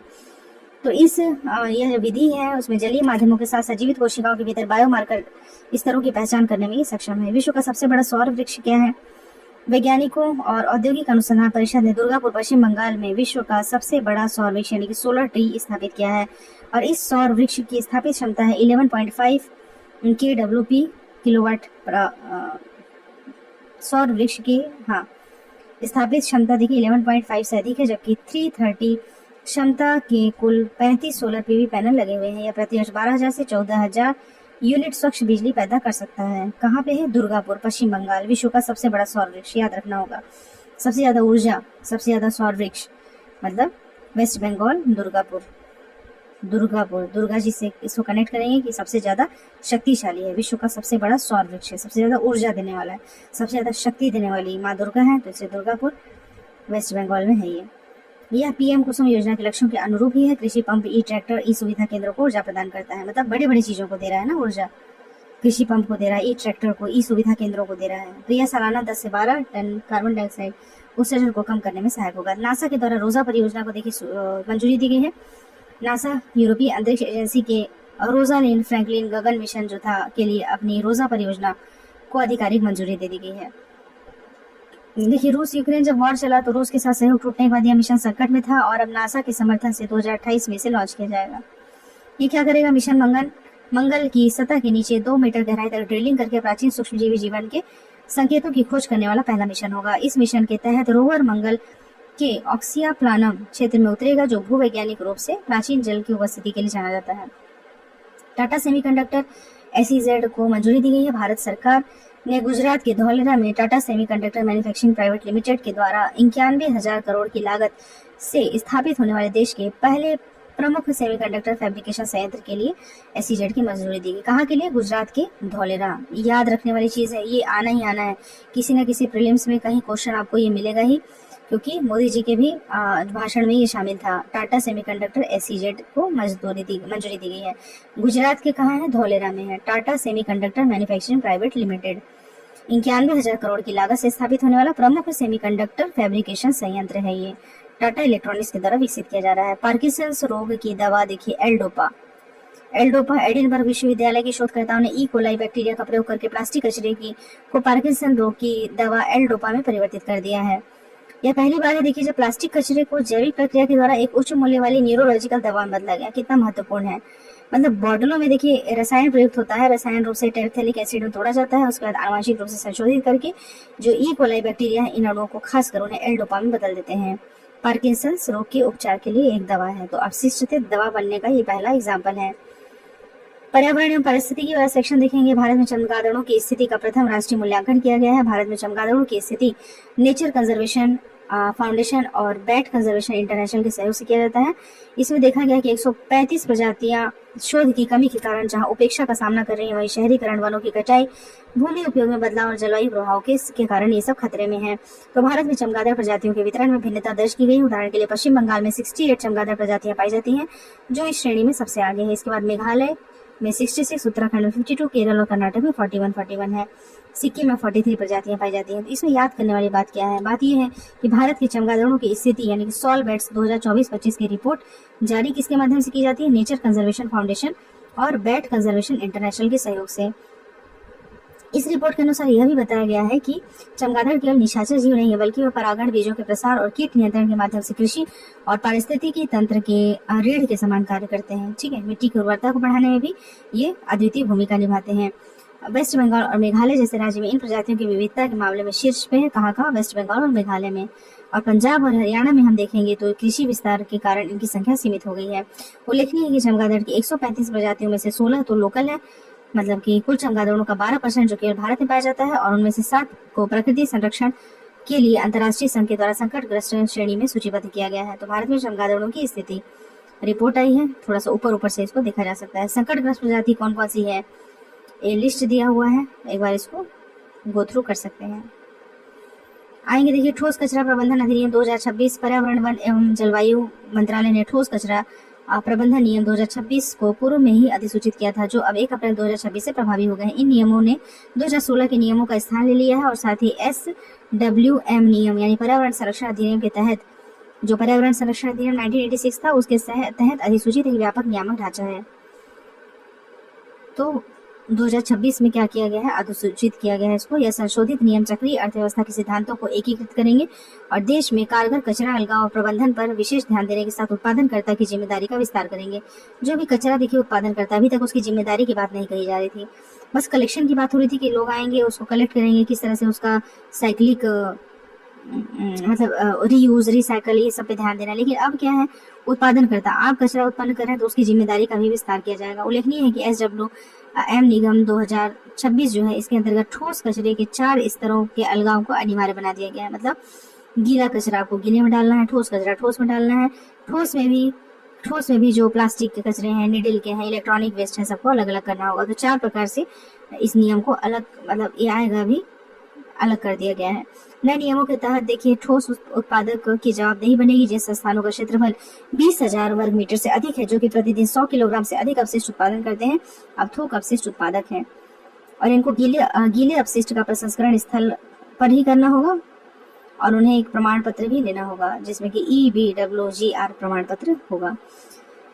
तो देखिए कचरे का प्रकार, गीला कचरा यानी कि वेस्ट, जो वेट वेस्ट होता है वो जैव अपघटनीय होता है, जैसे कि रसोई का कचरा, फल छिलके, बीज, बचा हुआ पत्ते, फूल, मांस, ये सब। इसे कंपोस्टिंग, खाद या बायो मेथनेशन के लिए भेजा जाएगा। जो ड्राई वेस्ट है, ड्राई वेस्ट में क्या क्या आता है, जो कि रिसाइक्लेबल है, जिसमें कि प्लास्टिक हो गया, कागज हो गया, कार्डबोर्ड हो गया, कांच हो गया, रबर और लकड़ी। तो इसे मटेरियल रिकवरी फैसिलिटी मतलब कि MRF में छांटकर रिसाइकलिंग के लिए भेजा जाएगा। आगे देखते हैं सैनिटरी कचरा। देखिए सैनिटरी वेस्ट जो है वो स्वच्छता से संबंधित है। उपयोग में किए गए जो डायपर होते हैं, सैनिटरी नैपकिन, टेम्पोन, पट्टियां, इसे सुरक्षित रूप से लपेटकर अलग रखना होगा ताकि सफाई कर्मियों को संक्रमण न हो। विशेष देखभाल कचरा यानी कि स्पेशल केयर हजार्डस घरेलू खतरनाक अपशिष्ट जैसे कि पुरानी दवाएं, पेंट के डिब्बे, बैटरी, CFL, LED, इसे केवल अधिकृत एजेंसियों या नामित संग्रह केंद्रों को ही सौंपा जाना चाहिए। तो इस तरीके से श्रेणी बना दिया गया है, wet waste, dry waste, sanitary waste, special care hazardous. Bharat के पर्यावरण की स्थिति रिपोर्ट देखिए 2026 काफी महत्वपूर्ण है, इसको ध्यान से देखना है क्या कहना चाह रहे हैं। विज्ञान और पर्यावरण केंद्र CSE ने अपने वार्षिक स्टेट ऑफ इंडियाज एनवायरनमेंट 2026 की रिपोर्ट जारी की है। ये 1982 से प्रतिवर्ष रिपोर्ट प्रकाशित होती है। इस रिपोर्ट के अनुसार वर्ष 2025 में 99% दिनों में चरम मौसम की घटनाएं देखी गई हैं, जो कि पिछले 4 वर्षों में सबसे अधिक है। चरम मौसम घटनाओं में देश में हिमाचल प्रदेश में सर्वाधिक प्रभावित राज्य रहा है और अत्यधिक प्रभावित राज्यों में केरल और मध्य प्रदेश है। इसके कारण क्या होता है कि बहुत ज्यादा फसल क्षेत्र प्रभावित होते हैं। गुणवत्ता निगरानी केंद्र के दायरे में रहने के बाद भी 85% मापनीय निगरानी क्षेत्र के दायरे से बाहर रहते हैं। विज्ञान एवं पर्यावरण केंद्र centre for science and environment में यह भारत का क्या है, एक प्रमुख गैर शासकीय संस्थान है, NGO है। यह भारत का एक प्रमुख गैर सरकारी संस्थान है। इसकी स्थापना 1980 में पर्यावरणविद अनिल अग्रवाल ने की थी। ठीक, विज्ञान एवं पर्यावरण केंद्र। वर्तमान में इसकी महानिदेशक सुनीता नारायण है और इसका मुख्यालय नई दिल्ली में है। इसका प्रशिक्षण संस्थान जो है वो राजस्थान अलवर में। इसकी सबसे प्रसिद्ध जो पत्रिका है वो डाउन टू अर्थ है और अन्य प्रमुख रिपोर्ट में ग्रीन रेटिंग प्रोजेक्ट ये इसमें महत्वपूर्ण है। तो पहला देखिए NGO से रिलेटेड कितना बड़ा ये केंद्र है। इसके रिपोर्ट बताए गए हैं हाल ही में खोजे गए चर्चित पादप और जीव जंतु प्रजाति। तो कुछ प्रजाति हैं जैसे कि गारो हिल्स में देखिए रीड स्नेक की नई प्रजाति की खोज की गई है। एक रीड स्नेक है गारो हिल्स में, ये इसे खोजा गया है। और सांप की नई प्रजाति कैलामोरिया गारोएंसिस गारो हिल्स रीड स्नेक की पहचान की गई है। प्रभावित ढंग से बिल बनाता है ना, बहुत पतला सांप होता है लेकिन बिल बनाने की क्षमता इसकी बहुत ज्यादा होती है। त्रिपुरा में नई बेंट टोएड गेको प्रजाति की खोज। बेंट टोएड गेको यह क्या है? त्रिपुरा के जो वैज्ञानिक हैं उन्होंने एक नई प्रजाति की खोज की है। सरीसृप है ये, सरीसृप है ना, उभयचर सरीसृप है ये। इसकी खोज पूर्वोत्तर भारत में कुल संख्या 31, देखें प्रजातियों की कुल संख्या 31 है। गेको होता क्या है? एक निशाचर है, कीटभक्षी सरीसृप है जो कि अपनी कोमल त्वचा, बड़े सिर और विशेष चिपकने वाले पैर के पंजों के लिए जाना जाता है। तो बस नाम ध्यान रखना है कि त्रिपुरा में बेंट टोएड गेको और आपका कोरोनिमा धृति और इपेंकेंथियोन इंडिका, ये एक रीड स्नेक जो गारो की जो पहाड़ी है उसमें पाया गया है। स्नोई आउल क्या होता है? संयुक्त राष्ट्र सम्मेलन में देखेंगे स्नोई आउल को 40 अन्य प्रजातियों के साथ अंतर्राष्ट्रीय संरक्षण प्रदान किया गया है। तो ये काफी भारी भी है, देखिए 1.6 से 3 किलोग्राम वजन का होता है। ग्रेट हॉर्नड आउल से भारी होता है। ठंड में बचाव के लिए घने पंख होते हैं, पैरों पर विशेष पंख लगे होते हैं। प्रजनन के लिए खुले टुंड्रा का प्रयोग करता है। यह पक्षी सर्दियों में दक्षिण और दलदली तटों और कृषि क्षेत्र में प्रवास करता है। साइट्रोडेक्टाइल रायमोनाएंसिस असम के रायमोना राष्ट्रीय उद्यान में पैर मुड़े हुए पैर वाली छिपकली नई प्रजाति की खोज की गई है। तो जितनी प्रजातियां नए नए आए हैं उसका यहाँ पे नाम दिया हुआ है, एक बार देख लेना चाहिए अगर कभी नाम आ जाए तो। रायमोना राष्ट्रीय उद्यान है, कहाँ पे है ये भी महत्वपूर्ण है। 2021 में स्थापित उद्यान है, कोकराझार जिले में है, आपके असम में, ठीक है। रायमोना राष्ट्रीय उद्यान यह भी महत्वपूर्ण है। पर्यावरण और पारिस्थितिकी संबंधित अन्य महत्वपूर्ण सुर्खियां देखेंगे तो प्रकृति संरक्षण के लिए IUCN ने अंटार्कटिक समुद्री बर्फ के तेजी से पिघलने के कारण एक संकटग्रस्त प्रजाति है अंटार्कटिका फर सील, जो कि लुप्त प्राय घोषित किया है। 2080 तक पेंगुइन की आधी आबादी कम होने का अनुमान है। तो इसके अतिरिक्त दक्षिणी हाथी सील को कम चिंताजनक से अब वल्नरेबल श्रेणी में रखा गया है। कहाँ पे है ये? अंटार्कटिक समुद्री बर्फ में। तो वहाँ पे ये फर वाली जो सील है और दक्षिणी हाथी सील, ये अब वल्नरेबल श्रेणी में रख दिया गया है। डंग बीटल्स यानी कि गोबर भृंग आकाशगंगा का उपयोग करके दिशा खोजने वाला पहला ज्ञात जीव है, जो कि प्रतिस्पर्धियों से बचने के लिए कीट गोबर की गोलों को सीधे ही रेखा में लुढ़काते हैं। दिन में जब सूर्य पोलराइज लाइट, देखिए दिन में सूर्य और पोलराइज लाइट का ये सहारा लेते हैं, जबकि चंद्रमा रहित रातों में स्कॉर्बियसिस सेटिरस जैसे प्रजातियां आकाश गंगा की प्रकाश पट्टी का प्रयोग करती हैं। वैज्ञानिक परीक्षण में पाया गया कि आकाश न देख पाने की स्थिति में ये कीट मार्ग भटककर गोल घूमने लगते हैं और यह खोज सिद्ध करता है कि सूक्ष्म जीव भी जटिल खगोलीय संकेतकों के माध्यम से नेविगेट करने की उन्नत क्षमता रखते हैं। विश्व पृथ्वी दिवस देखिए 2026 जो कि 22 अप्रैल को मनाया गया, और इस बार का ये हमें याद रखना होगा विषय क्या था 2026 का। तो अवर पावर अवर प्लैनेट, हमारी शक्ति हमारा ग्रह, याद रखना होगा एज इट इज। की पृथ्वी दिवस का आयोजन किया गया था 22 अप्रैल को किया गया था, और इसका है our planet, our power our planet, ओपी, ठीक है, ओपी पृथ्वी दिवस है। पृथ्वी के पी को याद रखना है, पी से पावर है, पी से प्लैनेट है, अवर पावर अवर प्लैनेट। तिब्बती मृगचीरू दिल्ली के एक अदालत ने वन्यजीव संरक्षण अधिनियम 1972 के तहत शाहतूत शॉल यानी कि तिब्बती मृगचीरू के अवैध निर्यात के लिए व्यक्ति को सजा सुनाई है, ठीक है। संकटग्रस्त था, ये संकटग्रस्त के निकट था। मेसोथर्मिक मछलियां क्या होती है? महासागरों का जो बढ़ता हुआ तापमान है, शिकार की कमी के कारण मेसोथर्मिक मछलियां ठंडे जल की ओर पलायन कर रही हैं। एंडोथर्मिक मछलियां जो होती हैं वो चयापचय के द्वारा यानी मेटाबॉलिज्म के द्वारा अपने शरीर के तापमान को नियंत्रित करने में सक्षम होती है, तो टेम्परेचर के हिसाब से इधर उधर जाती हैं। फाइटो रेमेडिएशन अपशिष्ट जल उपचार हेतु नवीन हरित तकनीक बताया। अहमदाबाद के काकरिया कोचिन डिपो में ये तकनीक अपना करके भारत पहली जल तटस्थ रेलवे सुविधा बन गया है। जल तटस्थ रेलवे सुविधा यह एक बायो रेमेडिएशन की प्रक्रिया है जिसमें कि पौधे जैसे कि जल कुंभ, भेटक, वेड वाटर, लेट्यूस और सूक्ष्म शैवाल का प्रयोग करके मृदा व जल से विषाक्त भारी धातुओं को हटाने का काम किया जाता है। और यह तकनीक 2 विधियों पर आधारित है।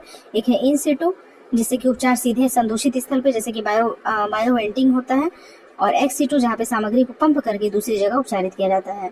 मॉर्चिला एक मशरूम के बारे में बताया है कि शेर कश्मीर विश्वविद्यालय के वैज्ञानिकों ने दुर्लभ मॉर्चिला मशरूम को नियंत्रित खेती में सफलता प्राप्त की है, ठीक है। गुच्छी या फिर कना गुच्छी के नाम से प्रसिद्ध यह खाने योग्य कवक अपनी हनी कॉम यानी कि जालीदार टोपी और मिट्टी जैसे स्वाद के लिए जाना जाता है। उच्च प्रोटीन और एंटीऑक्सीडेंट से भरपूर होता है। बसंत ऋतु में उच्च तुंगता वाले वनों में उगता है और कृत्रिम खेती करना इसका कठिन माना जाता है। अर्थ आवर 26 ये भी महत्वपूर्ण, जैसे कि पृथ्वी दिवस हमने देखा वह महत्वपूर्ण था, वैसे ही अर्थ आवर देखेंगे 2026 में 28 मार्च 2026 को स्थानीय समय अनुसार 8:30 से 9:30 बजे मनाया गया और यह वैश्विक कार्यक्रम है। प्रतिवर्ष मार्च के अंतिम शनिवार को आयोजित किया जाता है। इसमें 2007 में सिडनी ऑस्ट्रेलिया WWF ने शुरू किया था। पृथ्वी के लिए 1 घंटा दें, मतलब 1 घंटे तक हम ना अर्थ आवर में लाइट वगैरह सारी बिजली ऑफ रखते हैं। तो मध्य प्रदेश के ग्वालियर में अर्थ आवर के 20 वर्ष पूर्ण होने के उपलक्ष्य में कार्यक्रमों का आयोजन किया गया। लुप्त प्राय ग्रेट इंडियन बस्टर्ड के बारे में बताया। गुजरात के कच्छ में लगभग एक दशक के बाद जो लुप्त प्राय आपका ग्रेट इंडियन बस्टर्ड था कि एक चूजे का जन्म हुआ है और यह उपलब्धि जंप स्टार्ट अप्रोच नामक एक नवीन संरक्षण उपाय के माध्यम से संभव हो पाई है। तो GIB संरक्षण का मतलब कि जंप स्टार्ट अप्रोच की पहली अंतर्राज्यीय पहल थी, जिसमें कि गुजरात में सफलतापूर्वक अंजाम दिया गया। ठीक है, केंद्र सरकार ने देश की 2 प्रमुख संस्थानों को भंडार गृह के रूप में अधिसूचित किया है। कोच्चि और ARI पुणे को जैव विविधता अधिनियम के तहत राष्ट्रीय भंडार के रूप में अधिसूचित किया है। वनस्पति विज्ञानी N अलीम यूसुफ को WWF का राष्ट्रीय पुरस्कार मिला है, world wild fund for nature. तो केरल में आक्रामक पौधों की प्रजातियों की पहचान के लिए केरल में दर्ज लगभग 100 आक्रामक पौधे प्रजातियों की पहचान करने के लिए AI संचालित जो मोबाइल एप्लीकेशन विकसित करने वाले वनस्पति विज्ञान शोधकर्ता N अलीम यूसुफ को world wide fund for nature राष्ट्रीय पुरस्कार से सम्मानित किया गया है। महत्वपूर्ण है, वैसे भी अलीम यूसुफ पहले से ही चर्चा में थे। तेलंगाना में आयोजित अंतर्राष्ट्रीय युवा जैव विविधता सम्मेलन के अंतर्गत राष्ट्रीय ECHO युवा नवाचार शिखर सम्मेलन 2026 में उन्हें पुरस्कार प्रदान किया गया। तेलंगाना में आयोजित किया गया था। ओडिशा अक्षय ऊर्जा स्थापित क्षमता में ब्राजील को पछाड़कर भारत तीसरे स्थान पे है। तो केंद्रीय नवीन एवं नवीनीकरण मंत्रालय के अनुसार भारत क्या है, अक्षय ऊर्जा के क्षेत्र में अक्षय ऊर्जा स्थापित क्षमता विश्व स्तर पर तीसरे स्थान पे पहुंच गया है, किसमें 3rd रैंक पे पहुंच गया है। इस दौरान भारत ने रिकॉर्ड 55.3 गीगावाट जो है गैर जीवाश्मीय बिजली क्षमता जोड़ा है। देश की कुल 283.5 गीगावाट अब हो गई है नवीनीकरणीय वाली ऊर्जा। महत्वपूर्ण है, कुल बिजली मांग का 203 गीगावाट का हम देख रहे हैं कि 51.5% जो है हिस्सा सौर, पवन, जल और परमाणु जैसे हरित स्रोतों से पूरा किया गया। PM कुसुम योजना 7.6 गीगावाट और रूफटॉप सोलर मिशन जो 8.7 गीगावाट का महत्वपूर्ण योगदान है इसमें। ये कहीं ना कहीं प्रश्न में तो आएगा ही नवीनीकरण ऊर्जा वाला और सोलर में जो हमने विकास किया है। भारत के नए जलवायु लक्ष्य देखें 25 मार्च 2026 को केंद्रीय मंत्रिमंडल ने UNFCCC के तहत भारत के नए राष्ट्रीय स्तर पर निर्धारित योगदान NDC 2031 से 35 को मंजूरी दी है। रणनीतिक पहल और क्रियान्वयन देखेंगे तो रणनीतिक रूप से नवीनीकरणीय ऊर्जा, ग्रीन हाइड्रोजन मिशन, PM सूर्य घर, PLI जैसी योजनाओं पर केंद्रित है, जो कि FAO के अनुसार वन वृद्धि में भारत विश्व में तीसरे स्थान पे है। उड़ीसा का देखिए कि समुद्री स्थानिक योजना लागू करने वाला भारत का प्रथम राज्य है। उड़ीसा सरकार ने राष्ट्रीय तटीय अनुसंधान केंद्र के साथ मिलकर राज्य में समुद्री स्थानिक योजना शुरू करने के लिए एक समझौता ज्ञापन हस्ताक्षर किया है और इसके साथ ही उड़ीसा केंद्र शासित प्रदेशों के बाद इस योजना को दूसरे चरण अपनाने वाला देश का पहला राज्य बन गया है। उड़ीसा के लिए विशिष्ट कार्य योजना थी। उड़ीसा के लगभग 550 किलोमीटर लंबी तटरेखा जो कि मैंग्रोव, लेगून और मुहानों से समृद्ध है। वैज्ञानिक अध्ययन हेतु NCCR निम्नलिखित कार्य करेगा। एक तो पेंथिंग मैपिंग करेगा, पानी के नीचे जाकर के वनस्पतियों का मानचित्रण, जल विश्लेषण करेगा यानी कि लवणता, उसका तापमान, भौतिक कारक का अध्ययन करेगा, जोनिंग, समुद्री घास, शैवाल उत्पादन और पर्यटन के लिए उपयुक्त क्षेत्रों की पहचान करेगा। और उल्लेखनीय है कि अगस्त 2025 में राज्य ने समुद्री पर्यावरण और आर्थिक विकास के लिए उड़ीसा समुद्री जैव प्रौद्योगिकी अनुसंधान नवाचार गलियारे को लॉन्च किया था। ठीक है, अभी अद्यतन स्थिति हम 2035 तक की देखते हैं कि उत्सर्जन की तीव्रता हमारी कितनी थी गैर जीवाश्म और जीवाश्म वाली। तो 2020 तक ना 36% की कमी आई है, जबकि नया लक्ष्य हमारा 2035 का है जिसमें 47% तक कमी करना है। गैर जीवाश्म वाली विद्युत क्षमता फरवरी 2026 तक 52.57% थी। हमारा लक्ष्य है 60% तक की हिस्सेदारी हमारी किससे हो, गैर जीवाश्म से हो। कार्बन सिंक यानी कि वनाच्छादन 2021 तक 2.29 अरब टन का था। नया लक्ष्य 2035 का रखा गया है 3.5 से 4 अरब टन जो है हमारा क्या होना चाहिए, कार्बन सिंक होना चाहिए यानी कि वनाच्छादन होना चाहिए। तो प्रमुख अद्यतन लक्ष्य यानी कि 2035 तक हमारे जलवायु लक्ष्य नए कौन कौन से हैं। तो नए ये लक्ष्य हमने जो तैयार किए हैं, यह भी टेबल महत्वपूर्ण है कि 47% तक हम उत्सर्जन को कम करना चाह रहे हैं, 60% तक गैर जीवाश्म विद्युत क्षमता की हिस्सेदारी रहेगी और 3.5 से 4 अरब टन तक कार्बन सिंक यानी कि वनाच्छादन रहेगा। तो इस तरीके से ये हमारा हिस्सा जो काफी महत्वपूर्ण था पर्यावरण वाला और साथ ही साइंस टेक वाला, ये खत्म होता है। पुरस्कार हमने देख लिया है, खेल हमने देख लिया है। इसके बाद इस किताब में, पत्रिका में कुछ अपने से पढ़ने लायक चीजें बच जाती हैं स्वयं से, मतलब जैसे कि देखिए यहाँ पे लोगों का साक्षात्कार हुआ है और प्रारंभिक परीक्षा के लिए किस तरीके से तैयारी करनी है, जीतना है। तो ये सब खुद से पढ़ने वाली चीजें हैं, आपकी इंटरेस्ट के हिसाब से आप इसको देख सकते हैं। एक दो इसमें अच्छे लेख होंगे, उस लेख को भी कोशिश करेंगे अलग से कराने का अगर समय मिलता है तो। स्मरणीय तथ्य देखिए जो पढ़े हैं हम लोग, उसी को शॉर्ट में आपको रिवाइज करना है तो यहाँ से हम इसको देख सकते हैं। जो पढ़ा हुआ है वही है, वही सारी चीजें हैं। जैसे देखिए हम लोग मल्टी लेन पढ़े थे ना, मल्टी लेन आपका जो फास्टेस्ट मतलब टोलिंग प्रणाली है ना, फ्री फ्लो वाली, तो ये यहाँ पे दे दिया है। तो हमने अंदर पढ़ा हुआ है, उसको जस्ट आपको रिवाइज करना है तो इसको देख सकते हैं। अंतरराष्ट्रीय, राष्ट्रीय, सारा विश्व परिदृश्य में ना एआई इम्पैक्ट सम्मेलन, भारत की एआई प्रगति, एक लेख वाला अलग से सेशन करेंगे, लेख वाला, जिसमें कि 2-4 लेख ना काफी महत्वपूर्ण है। और हमेशा प्रतियोगिता दर्पण के लास्ट के ना 2-4 लेख या निबंध मतलब बिल्कुल आई ओपनिंग होते हैं। आई ओपनिंग आपकी भाषा को अच्छा करते हैं, आपका दृष्टिकोण डेवलप करते हैं, तो उसको देखेंगे। प्रश्नोत्तर दिए हुए हैं, कुछ अपने से पढ़ने लायक चीजें हैं वो सब दिए हुए हैं। तो इसको एक और उसके साथ लेख वाले, जैसे समुद्री सुरक्षा, मुद्दे और चुनौतियां। तो क्या होता है समुद्री सुरक्षा, हम इतना ज्यादा सेंसिटिव क्यों है? एक तो भारत तीनों ओर से समुद्र से घिरा हुआ है, तो इसको लेकर के ना एक और वीडियो बना लेंगे तो ये हमारा कवर हो जाएगा। तो कुल मिलाकर के दर्पण का जून 2026 का हिस्सा जो है मेन वो यहाँ पे समाप्त होता है और एक लेख वाला हिस्सा करेंगे ताकि हमारा जो लिखने की हमारी जो कैपेसिटी है मेंस राइटिंग के लिए वो भी डेवलप हो। तो दोस्तों नमस्कार, और हम आगे फिर से इस लेख के साथ इसको कंप्लीट करेंगे। अभी तक देखने के लिए बहुत बहुत धन्यवाद। नमस्कार।